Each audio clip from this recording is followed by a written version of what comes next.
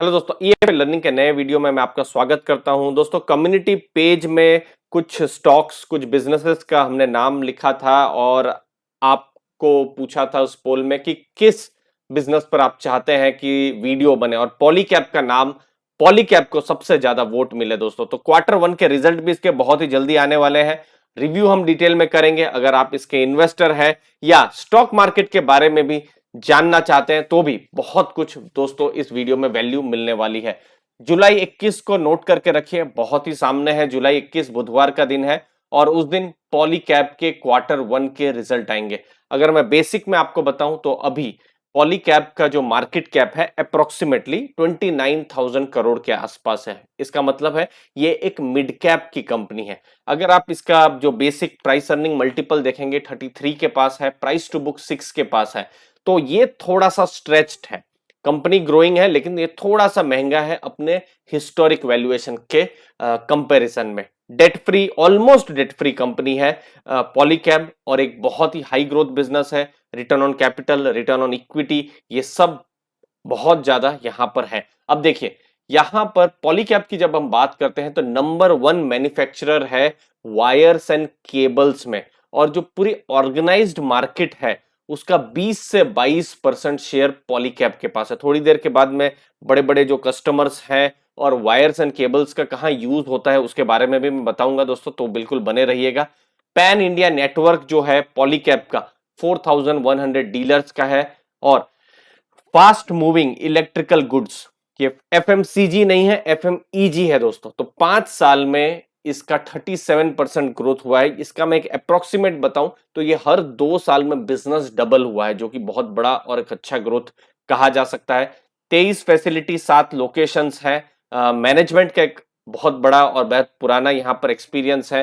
Revenue growth 5 साल में 11% का हुआ है और पैट ग्रोथ 36% का हुआ है। मुझे उम्मीद है दोस्तों आपको वैल्यू मिल रही होगी। हमारे जो टेलीग्राम ग्रुप है उसके साथ भी आप ज्वाइन कर सकते हैं। अब देखिए, ये जो बिजनेस है, दो मेन बिजनेस है पॉलीकैब के। पहला है वायर एंड केबल्स का, इसके बारे में मैं आपको डिटेल में भी बताऊंगा।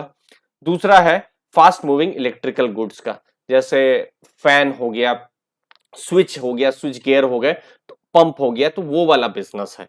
ठीक है, तो मेन जो पैसा आ रहा है या फिर मैं कहूं रेवेन्यू आ रहा है, वो आ रहा है वायर्स एंड केबल्स के बिजनेस से। तो वायर्स एंड केबल्स वाला जो बिजनेस है, यहां पर कहां यूज हो रहा है ज्यादा से ज्यादा, ये थोड़ा बी टू बी टाइप होता है। देखिए, पावर सेक्टर में oil and gas, construction, IT, infra, metal, non metal, मतलब जो भी बड़ी जो बी टू बी कंपनीज है वहां पर ग्रो। और यहां पर दोस्तों एक पॉसिबिलिटी रह सकती है कि जो प्राइवेट केपेक्स जब चालू होगा, गवर्नमेंट का ज्यादा से ज्यादा खर्चा होगा, तो कहीं ना कहीं ये एक पॉलीकैब का एडवांटेज हो सकता है। देखिए, कुछ बड़े बड़े कस्टमर्स हैं, जैसे ऑयल एंड गैस में रिलायंस, एचपी, भारत पेट्रोलियम है। मेटल में वेदांता, सेल जैसी कंपनियां हैं। इंफ्रा में लार्सन एंड टूब्रो, सीमेंस जैसे नाम है। पेंट्स केमिकल में एशियन पेंट्स, कैंसाई, नेरोलैक है। ऑटो में बॉश, टाटा मोटर्स जैसे बड़े नाम है। सीमेंट में एसीसी, अंबुजा सीमेंट है। पावर में टाटा पावर है। गवर्नमेंट में इसरो और ये सब कंपनियां हैं। तो यहां पर डाइवर्सिफाइड यहां पर यूज होता है जो इनके प्रोडक्ट्स हैं उनका, और ये एक डाइवर्सिफाइड है। और चूंकि इकोनॉमी में ये प्रोडक्ट्स का एक यूज है और बड़े बड़े कस्टमर्स हैं, क्योंकि ये सब बड़े नाम है, चाहे वो रिलायंस इंडस्ट्रीज हो, सेल हो, लार्सन एंड टूब्रो हो, वेदांता हो, एसीसी, एशियन पेंट, सब बड़े बड़े नाम है। तो अगर वो यहाँ पर पॉलीकैब के एक तरीके से कस्टमर है तो एक एडवांटेज रहता है। बाकी यहाँ पर अगर हम देखें तो भारत से बाहर भी 8.5% का रेवेन्यू आ रहा है। ये जो डिस्ट्रप्शन थोड़ा सा यहाँ पर हुआ है, जो हम देख पा रहे हैं, ये जो पेंडेमिक आया है उसके कारण से। अब भविष्य के लिए ये कितना ब्राइट है, फ्यूचर कितना ब्राइट नहीं है, तो इसके लिए कुछ ट्रेंड्स को हमको समझना पड़ेगा। पहला ट्रेंड है कंजम्पशन।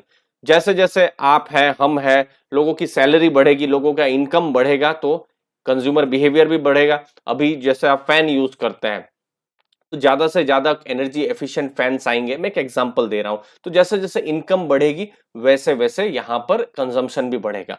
इंफ्रास्ट्रक्चर एक बहुत बड़ी थीम है। मैं पर्सनली कहूं, मेरे पुराने वीडियो में भी आपने देखा था, मैं पिछले 2-3 साल से इस पर बुलिश हूं, अगले 5-10 साल के लिए।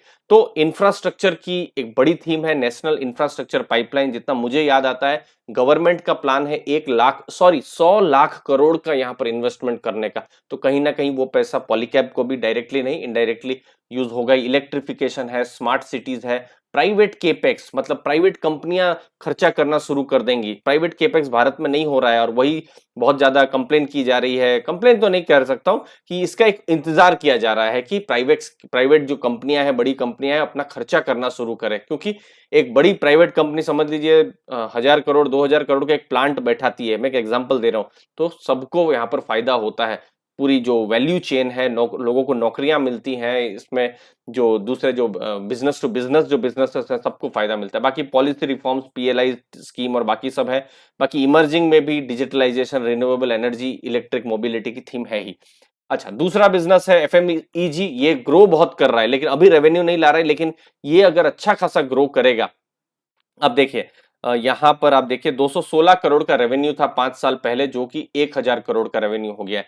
मतलब इनफैक्ट 5 गुना ये रेवेन्यू बढ़ गया है। जैसे पंखा है, स्विच गियर्स है, तो स्विचेस है, लाइटिंग है, ये सब बिजनेसेस है जो आप देख सकते हैं, आपकी स्क्रीन में मैं दिखा रहा हूँ। उम्मीद है दोस्तों आपको वैल्यू मिल रही होगी। चैनल को दोस्तों जरूर लाइक शेयर सब्सक्राइब कर दीजिएगा, आपको वैल्यू मिल रही है। अब फाइनेंशियल परफॉर्मेंस के बारे में बात करते हैं दोस्तों। रेवेन्यू 5 साल में 11% CAGR के हिसाब से बढ़ा है। अब यहां पर एक बहुत बड़ा जो डिस्ट्रप्शन आया है, आप देखिए 2020 और 21 में रेवेन्यू ऑलमोस्ट फ्लैट है। रीजन क्या था? इतना बड़ा पेंडेमिक आया, तो इसीलिए वो थोड़ा सा डीरेल, मैं कह सकता हूं, थोड़ा सा डीरेल भी मैं नहीं कहूंगा, ये थोड़ा सा धीमा हो गया है। डीरेल नहीं हुआ है, धीमा हो गया है। तो ये फिर से अभी चीजें नॉर्मल होगी, क्योंकि आपने देखा ही है इनके जो बिजनेसेस हैं, बड़े बड़े बिजनेसेस भी यूज होते हैं, और अभी घर में भी जो प्रोडक्ट्स हैं वो भी यूज होना शुरू होगा। एबिटा आप देखिए, एबिटा 19% के हिसाब से ग्रो हुआ है। अगेन 2020 और 21 में अच्छा ग्रो यहाँ पर नहीं हुआ है। प्रॉफिट आफ्टर टैक्स जो है, ये 36% के हिसाब से 5 साल में ग्रो हुआ है, मतलब हर 2 साल में डबल हुआ है। तो ये कुछ आंकड़े हैं जो कुछ कंफर्ट देते हैं बिजनेस ग्रोथ को लेकर।